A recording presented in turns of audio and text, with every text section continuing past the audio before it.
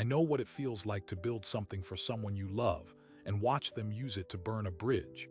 My niece was 19 when she emptied the college fund I'd set aside for her, tuition money, 4 years of careful savings, gone in 3 months on things I still don't know the names of. She apologized, eventually. And now, 6 years later, she has the nerve to ask me to co-sign another loan. The law says I can be held responsible for every dollar if she stops paying. The question isn't whether she'll pay me back. It's whether I'm willing to be burned twice. I'm 59 years old. I've spent 30 years building a construction company from nothing, and I've learned that family can be the most expensive investment you'll ever make. My niece wasn't just borrowing money back then. She was taking what I'd set aside out of love, what I'd saved because her mother asked me to before she passed. And now she wants me to sign my name next to hers on a loan agreement, like those 3 months of silence and that apology letter that arrived 6 months too late never happened. The question isn't just about the money anymore. It's about whether I'm willing to let her believe that betrayal has an expiration date. She showed up at my door last Tuesday with the paperwork already filled out. Let me take you back to where this really started. My sister, Rachel, was 11 years younger than me. When she died of ovarian cancer at 43, her daughter, my niece, was just 15. Before she passed, Rachel made me promise one thing. She said, "Make sure she gets to college. It's the only thing I can leave her." I shook her hand in that hospital bed and I told her I would. I meant it.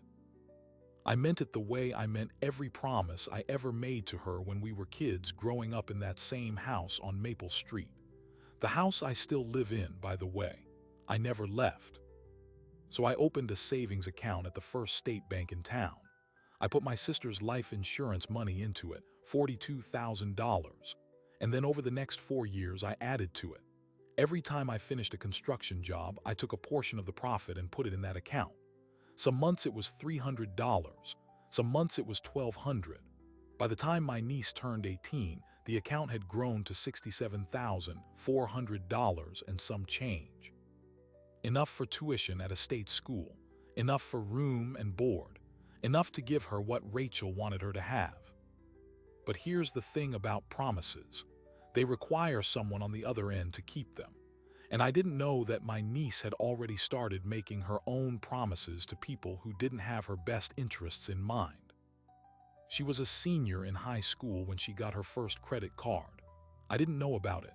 I didn't know about the second one either, or the third. By the time she graduated, she had accumulated about $14,000 in credit card debt.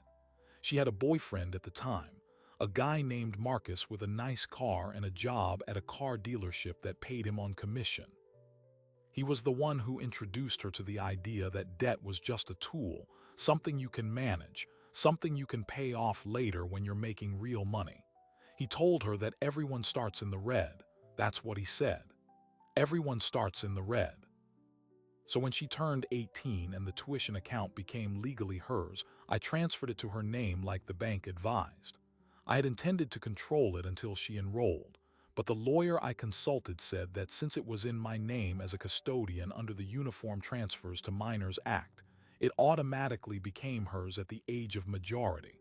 I could have moved it into a trust. I should have moved it into a trust, but I trusted her. That was my mistake.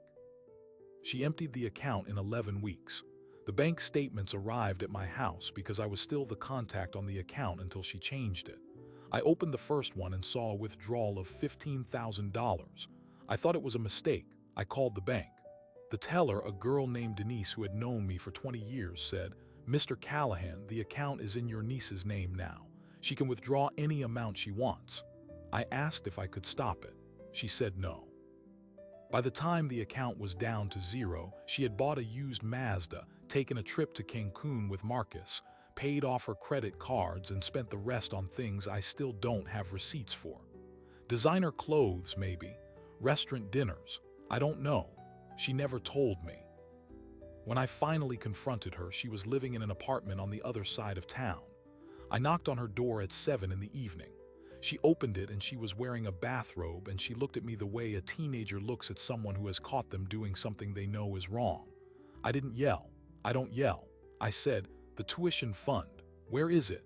And she folded her arms and she said, "I needed it. I'll pay it back when I can." I asked her about her mother's promise. She looked at the floor. She didn't say anything. And I realized then that the promise I had made to Rachel was only binding on me. She had made no such promise to herself.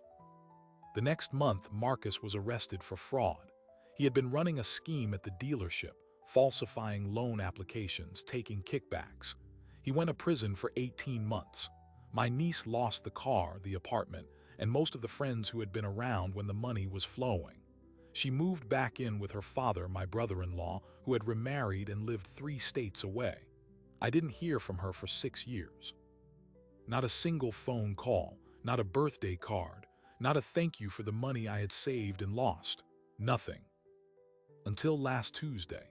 She showed up at my door with a folder in her hand. She looked different. Older, more tired, more careful.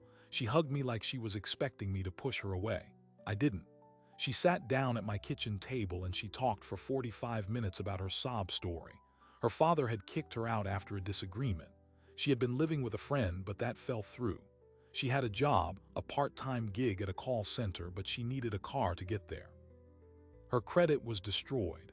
She couldn't get a loan on her own. And then she slid a piece of paper across the table. A loan application for a used Honda Civic, $15,000. She had already filled in her information. The only blank space was the line marked co-signer. She looked at me and said, "I know I don't deserve this, but you're the only family I have left." And I looked at that paper, and I looked at the photograph on my mantle, the one of Rachel holding her as a baby, the one I keep there because it reminds me of what I promised. And I realized that I had a choice to make, not about whether to trust her again. That ship had sailed 6 years ago. The choice was about whether I was willing to let her mother's memory be the reason I let myself be burned twice. I did not sign the paper that night. I told her I needed time to think. She nodded like she had expected that answer. She left the folder on the table. She said she'd check back in a week. And then she walked out the door and got into a car that a friend had dropped her off in, and I watched her drive away. That was 6 days ago. Tomorrow she's coming back. Tomorrow I have to look that woman in the eye and give her an answer. And I still don't know what I'm going to say. The next morning I woke up before the sun. I made coffee. I sat on the porch and watched the streetlights go out one by one.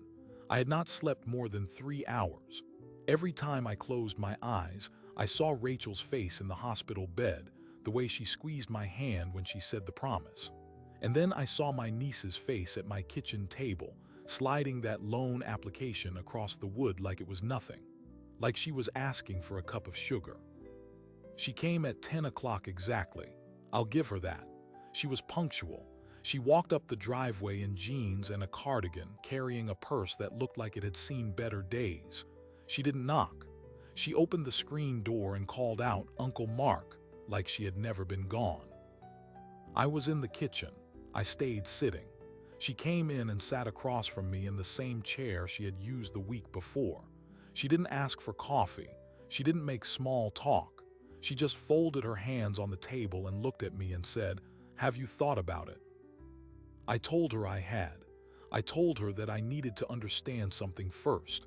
I asked her, "Do you even know how much money you took out of that account?" She knew the number.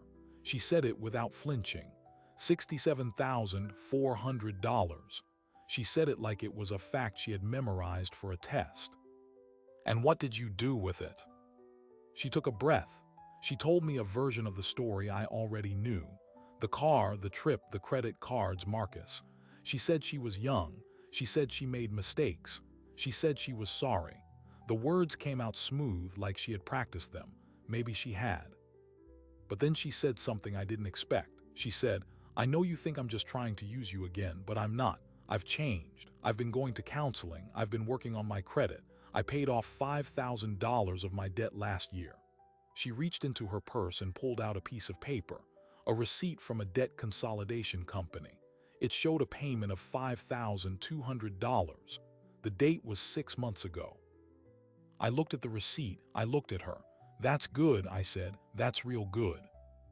She nodded, but my credit score is still 492.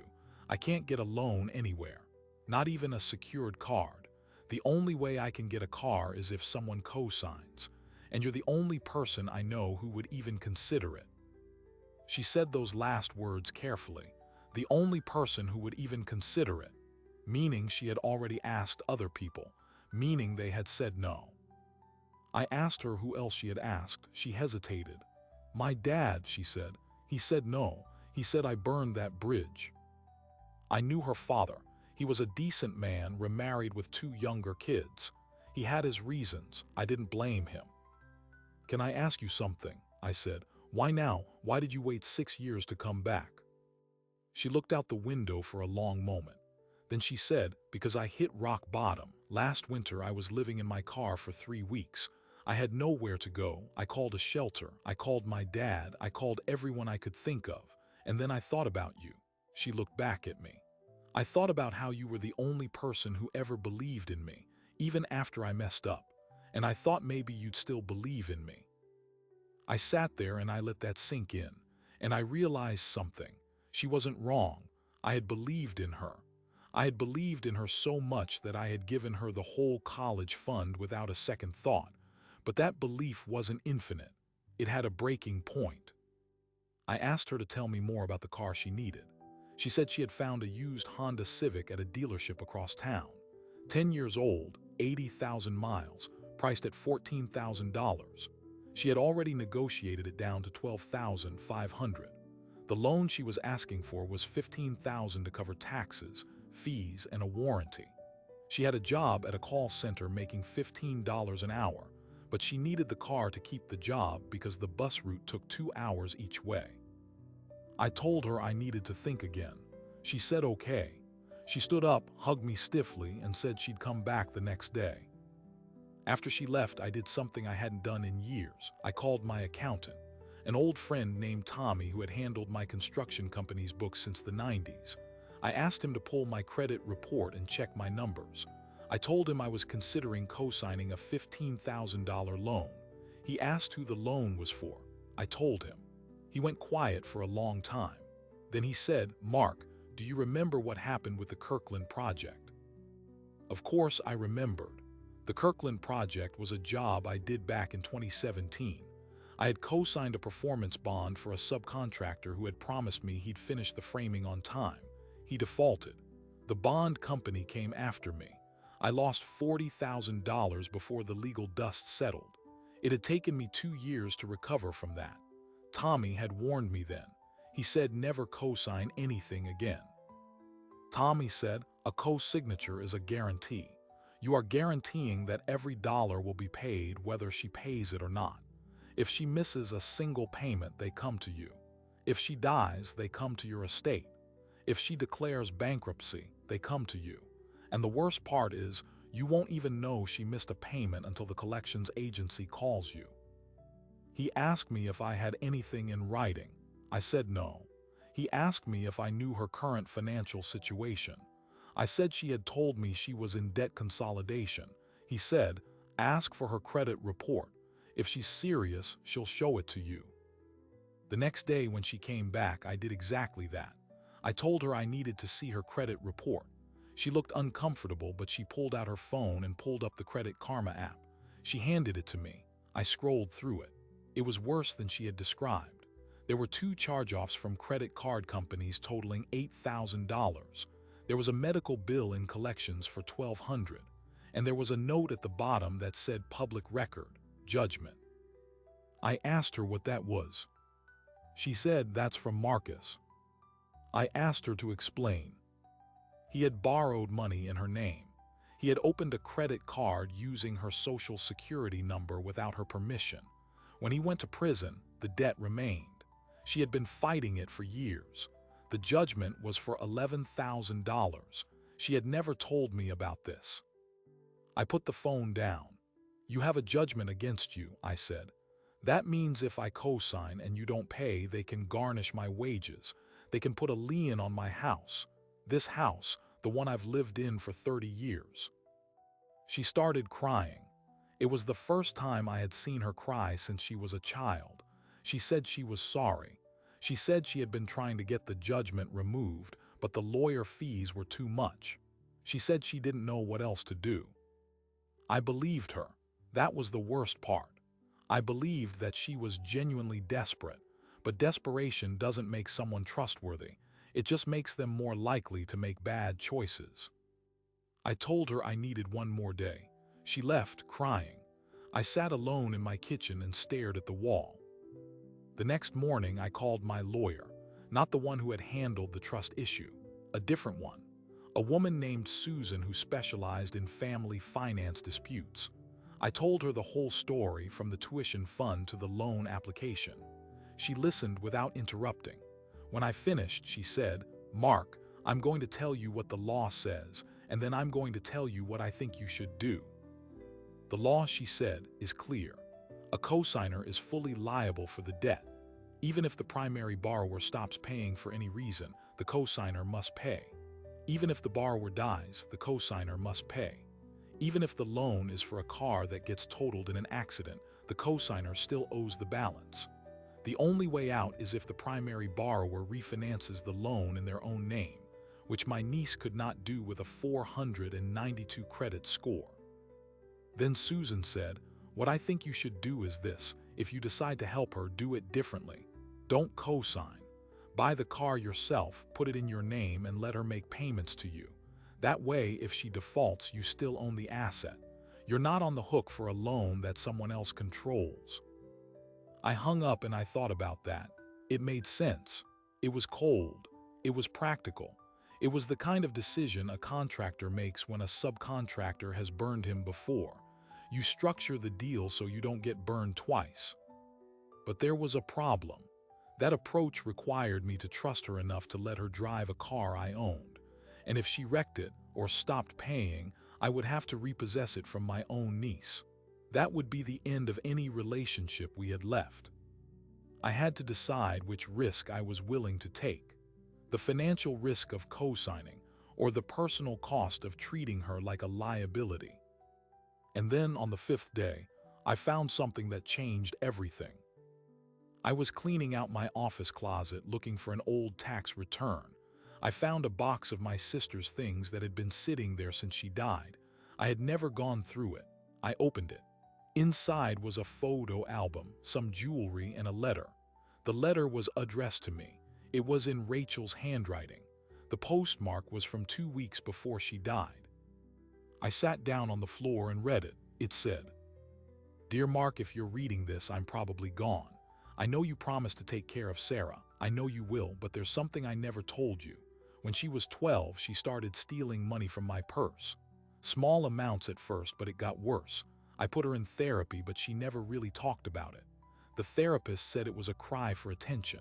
I don't know. I just want you to know that she has a history. She's not bad. She just doesn't always see the consequences. Please don't give up on her, but please don't let her break you either. I love you both." I read it 3 times. My niece had been stealing since she was 12. My sister had known. She had tried to stop it. She couldn't. And now here I was, 6 years after the tuition fund disaster, considering whether to put my name on another loan. I folded the letter. I put it in my pocket, and I realized that the question was no longer about trust. It was about whether I was willing to enable the same pattern that my sister had tried to break. Sarah was coming back the next morning. I had that letter in my hand. I had the loan application on the table, and I had a decision that could cost me everything. But before I could make it, the phone rang. It was Tommy, my accountant. His voice was strange. He said, "Mark, I did some digging. You need to know something about that loan application." "What?" "There's a name on it you haven't seen. The dealership that wrote the loan, it's the same one Marcus used to work at. The one he was convicted for fraud at." I went cold. "Are you sure?" "Positive." I cross-referenced the address. Same business license. Same owner. They changed the name, but it's the same operation. I hung up. I looked at the loan application on the table. My niece had told me she had found a car at a dealership across town. She had said she negotiated the price down. She had said it was a reliable used Honda. She hadn't told me it was the same dealership where her ex-boyfriend had committed fraud. I picked up the phone again. I called her number. "Sarah," I said, "I need you to tell me everything about this car loan, right now." She was quiet for a long time. Then she said, "It's not what you think." And I said, "Then tell me what it is." What she told me next changed everything I thought I knew about her. What she told me was a story that went deeper than any loan, deeper than any debt, deeper than any broken promise. And when she finished speaking, I didn't know whether I was the victim, or the enabler, or the one who had been blind all along. She took a breath, then she told me the truth. She said, "Marcus got out of prison 6 months ago. He found me. He knew where I was living. He said he wanted to make things right." Her voice was low, thin, like she was pulling each word from somewhere she didn't want to reach. "He said he knew people at the dealership, old connections. They could get me a car loan with no questions asked. All I needed was a co-signer." I set the phone down on the counter. I didn't say anything. She kept talking, faster now, like she was afraid I'd hang up. I didn't want to go back to him, but I was desperate. I was living in my car. He said he'd help me get back on my feet.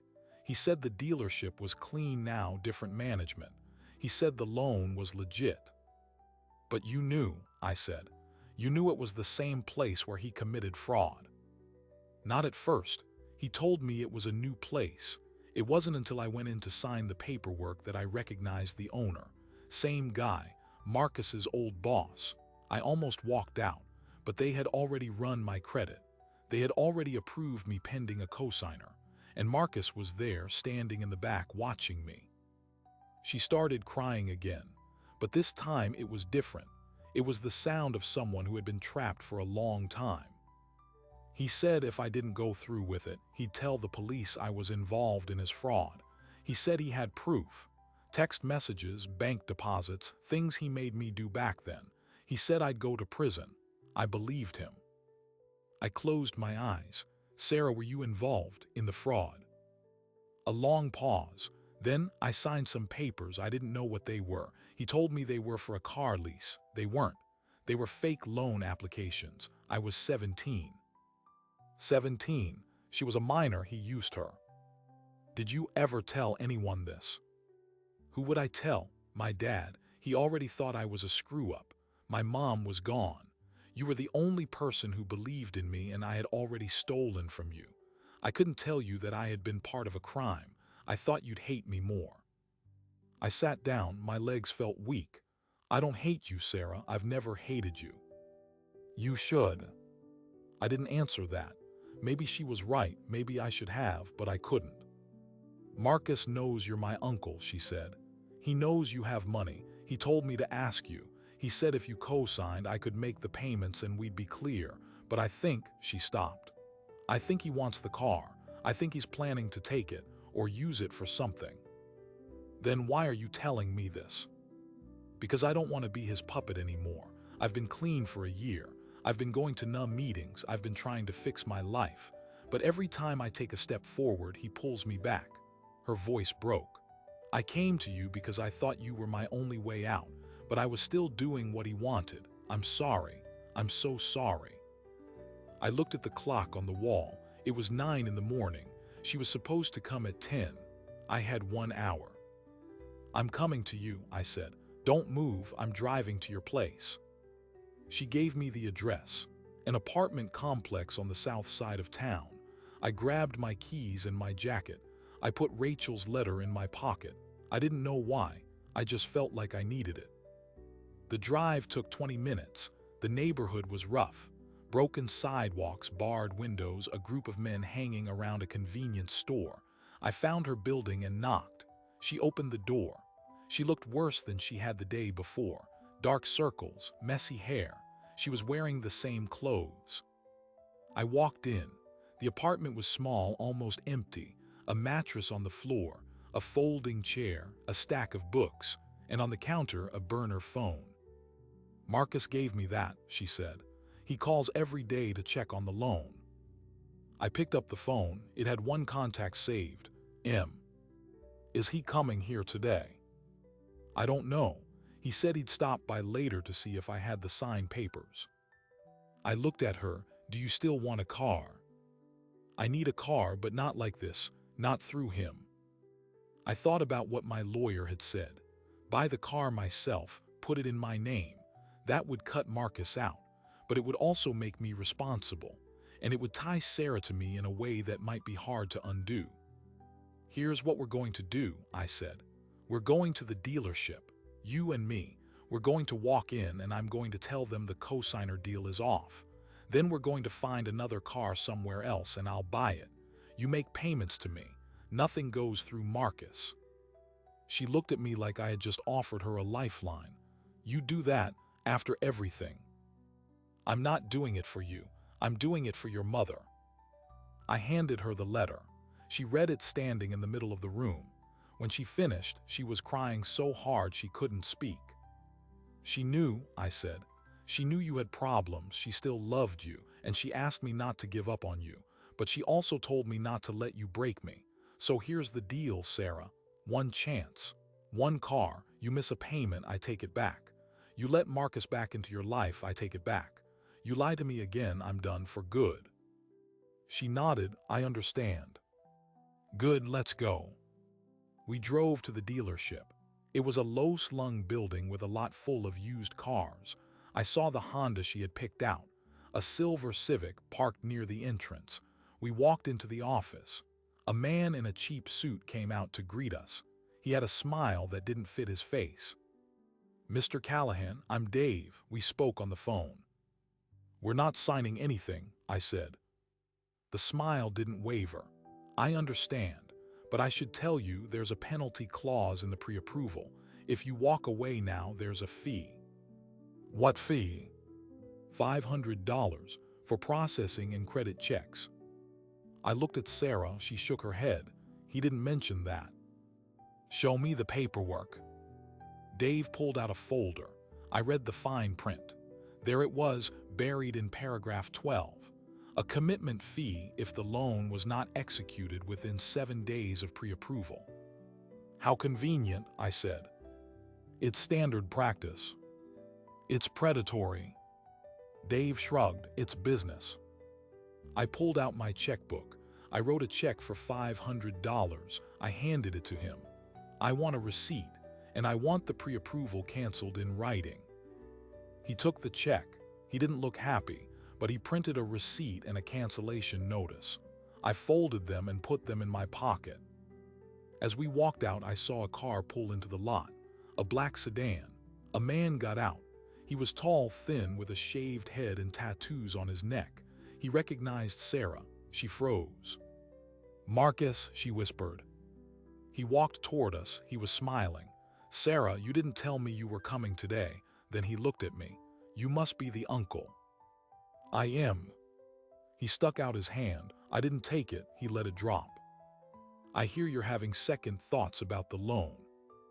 The loan is off. We're done here. He looked at Sarah. Is that true? She didn't answer. She was shaking. Sarah, we had a deal. You get the car, I get. You get nothing, I said. She's done with you. And if you come near her again, I'll call the police and tell them everything I know about your fraud operation. Marcus's smile disappeared. You don't know anything. I know enough. I know your boss's name. I know the address. I know the conviction record. And I know that Sarah was a minor when you used her. That's a whole different crime. He stared at me. For a second, I thought he might do something stupid. But then he laughed. A cold, hollow laugh. You think you're protecting her. You don't know what she's capable of. Leave now. He looked at Sarah one last time. This isn't over. Then he got back in his car and drove away. We stood in the parking lot. Sarah was crying again, but this time it was different. Relief, fear, something else. I need to show you something, she said. She led me to her apartment. She opened a drawer and pulled out a folder. Inside were bank statements, old ones from 6 years ago. These are the statements from the tuition fund, she said. I looked at them.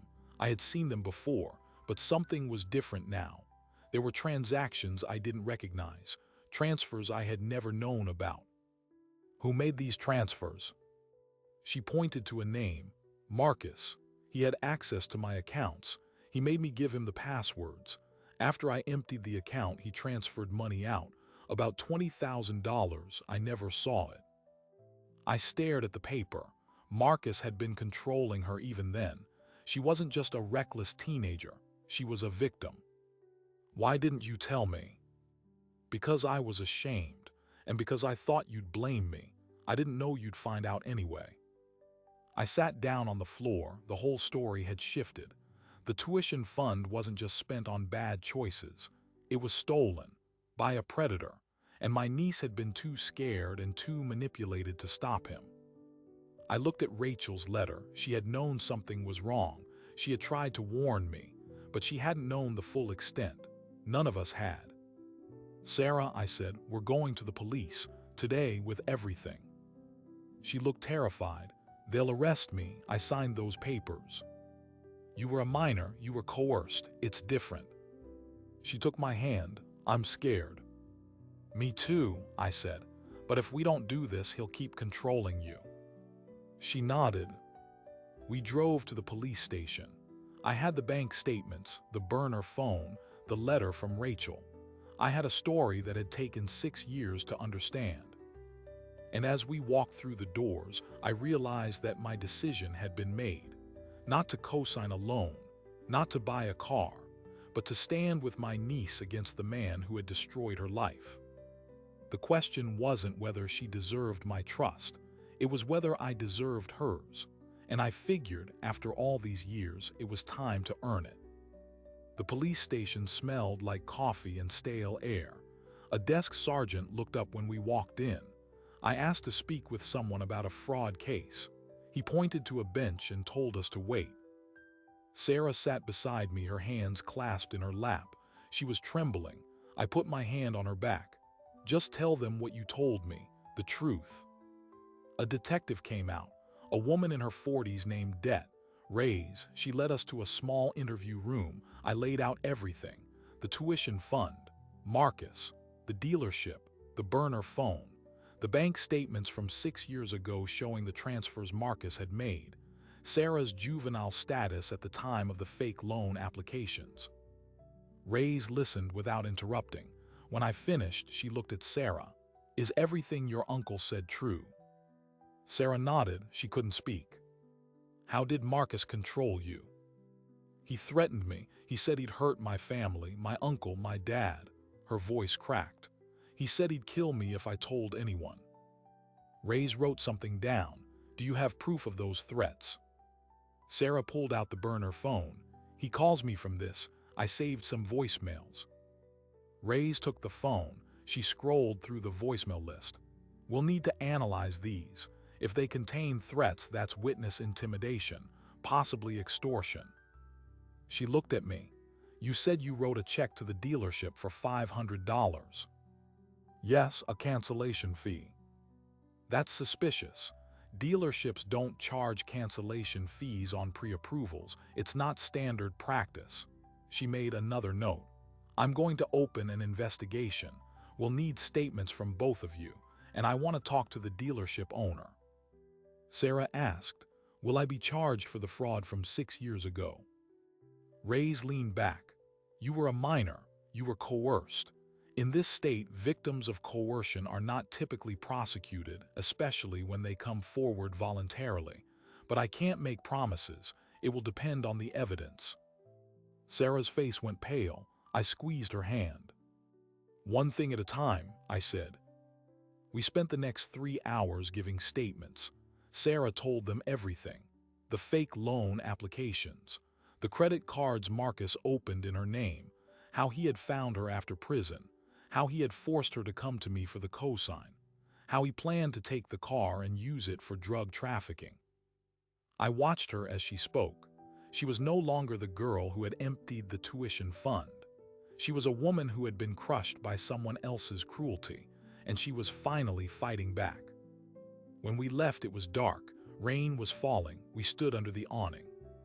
What happens now? She asked. They'll investigate. They'll arrest him if they have enough, and then you testify. Will he go to prison? Almost certainly. She started crying again, but this time it was different. There was relief in it and something else. Hope, maybe. Can we go home? She asked.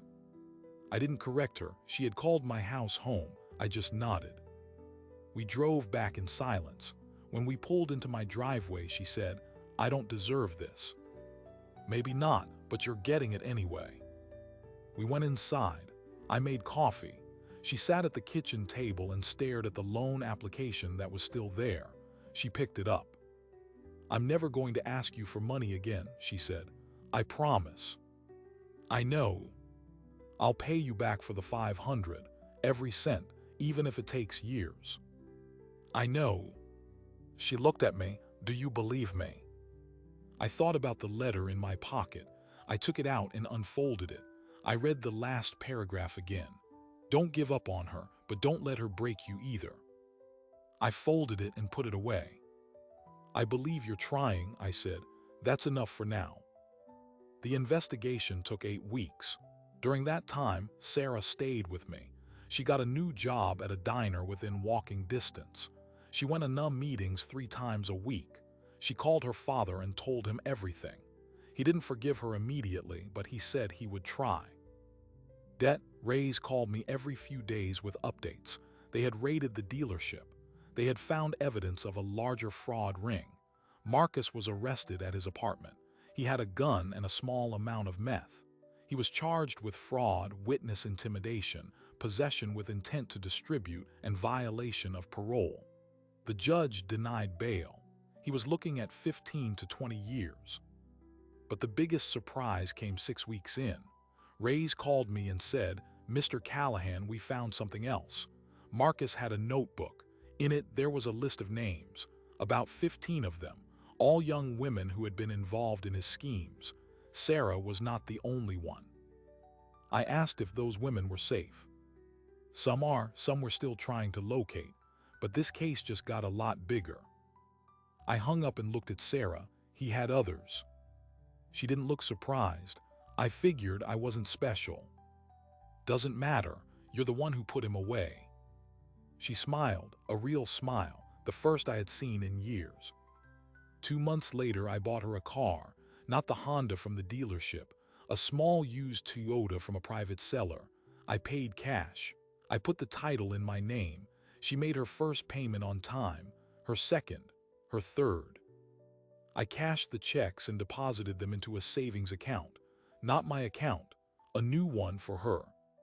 She didn't know that, not yet. The trial was scheduled for September.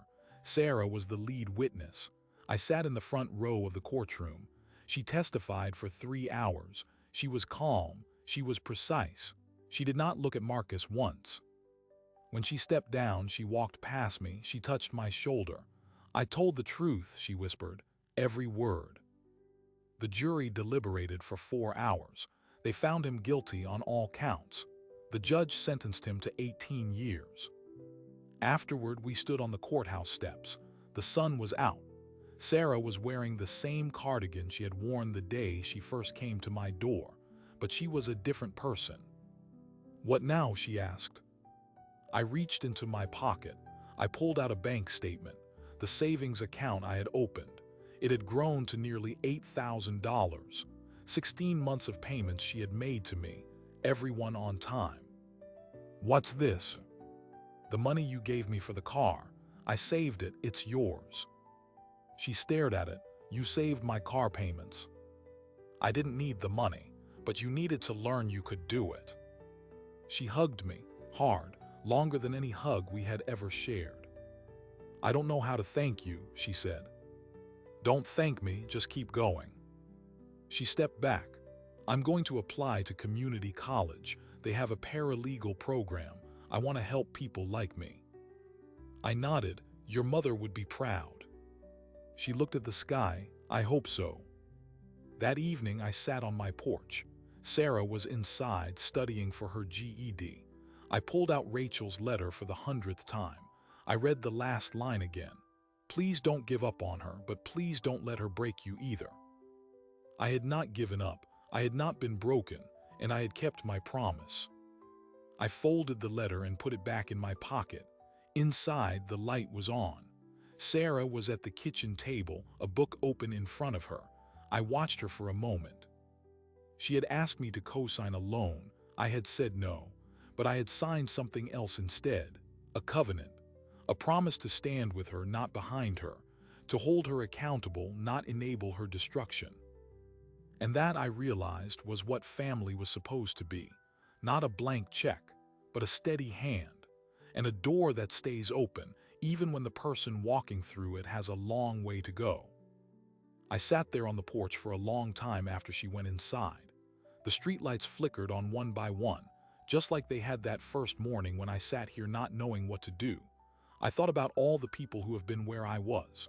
The parents, the grandparents, the uncles and aunts who get asked to co-sign, to lend, to guarantee something they didn't create. The ones who get burned and then get asked again, because family is supposed to forgive. The Federal Trade Commission puts out a notice for every co-signer. It says, "You are being asked to guarantee this debt. Think carefully before you do. If the borrower doesn't pay the debt, you will have to." Simple, clear, legal, but they don't have a notice for the part where the borrower is someone you held as a baby, someone whose mother asked you with her dying breath to take care of them. They don't have a form for that. Experts say nearly half of all family loans end in serious conflict. That's not a statistic. That's millions of kitchens, millions of tables, millions of conversations like the one I had with Sarah. And the real problem isn't the money.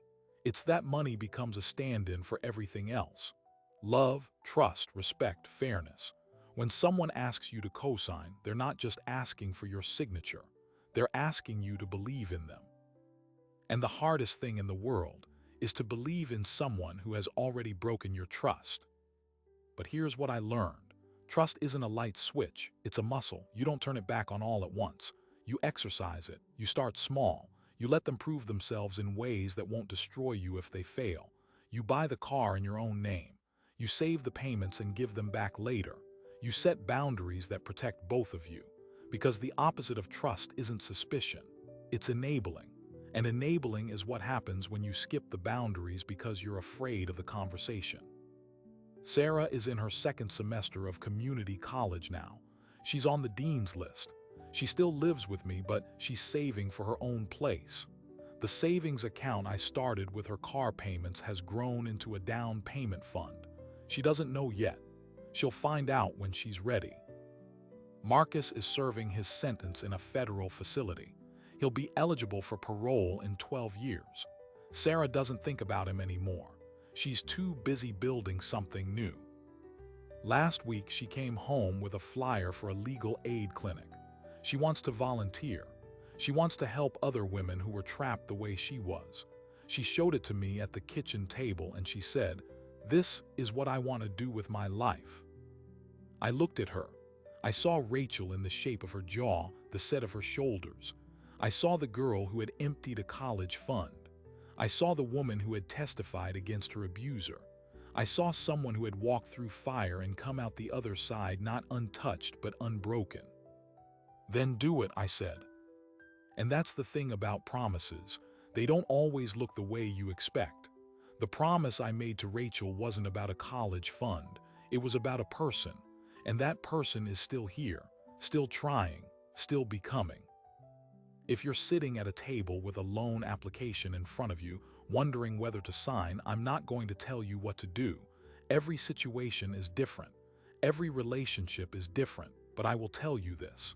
You are allowed to say no. You are allowed to set conditions. You are allowed to protect yourself.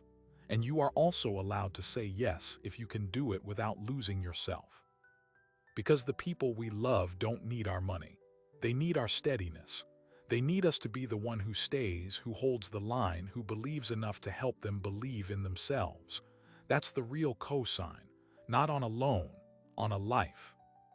Thanks for listening to my story. If it meant something to you, consider subscribing. There are a lot of tables out there with loan applications on them, and a lot of people trying to decide what to do.